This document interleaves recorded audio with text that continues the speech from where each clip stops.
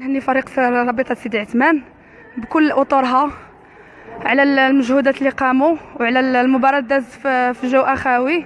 الحمد لله كانوا هفوات من فريق جماعة الحي محمدي ناتج عن بزاف ديال مشاكل وهذا الشيء في غنى عنه. كنهنيو الفريق رابطة سيدي عثمان اللي كنتمنوا ليه حظ سعيد في النهايات. فريق شاب كله امل كله طموح، ان شاء الله غيقل الكلمة ديالو في الموسم القادم. وبون شونس للناس ديال الحي محمدي والله يوفق الجميع. الفريق ديال رابطه سيدي عثمان على الفوز ديالو، ونتمنى ليه بون كوراج مع الفريق ديال النواصر، الفريق قوي جدا حتى هو. كنتمنى لهم انه يوفقهم سيدي ربي في الماتش ديال غدا.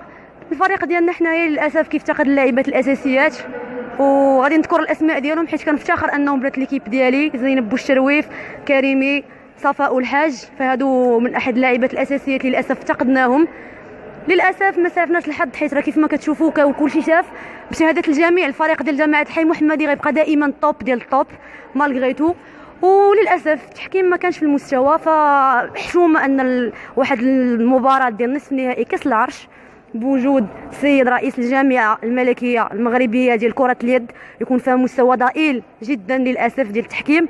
ماشي مشكله، جماعه الحي محمدي قادمه ان شاء الله الموسم القادم بواحد القوه كبيره اللي غتصدم بها كل شيء. وان شاء الله كاع اللي كريتي كان بواحد الطريقه خايبه ان شاء الله العام الجاي غادي يشوف حاجه اخرى ان شاء الله. وكنتمنى التوفيق لكاع لي زيكيب يستاهلوا بوكوا با. حنا العام الجاي ان شاء الله ونا كوادير ان شاء الله. بدير الشكر للناس اللي فتح الرياضي ستاتي على هذه المبادره اللي خداوها باش يتبناو مباراه ديال نصف نهائي كاس العرش ونهائي كاس العرش. ثانيا كنشكر كاع الاعضاء ديال المكتب رابطه سيدي عثمان على الفوز هذا، وكنحيي التجديد ديال القوات اللي جمعنا والحمد لله وتوصلنا لواحد النتائج اننا وصلنا للفينال.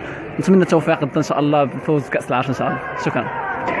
بسم الله الرحمن الرحيم. مصطفى الحداوي رئيس رابطه سيدي عثمان. كنهنئوا فريق رابطه سيدي عثمان وكنشكروا فريق الفتح الرياضي ستاتي على هذه المبادره وعلى حسن الترحاب وشكرا. الحمد لله كنهني اللاعبات على هذا الانتصار اليوم اللي كان غالي، وكنشكر الجمهور اللي جاوا من الانحاء وشجعوا الفريق ديال رابطه سيدي عثمان. وكنشكروا الناس ديال النادي الفتح الرياضي ستاتي على هذه المبادره هذه ديال كاس العرش. وكنشكر حتى المكتب المسير ديالنا باكين وحداوي وعثمان. وكنشكر حتى جنود الخفاء اللي معروفين. والحمد لله.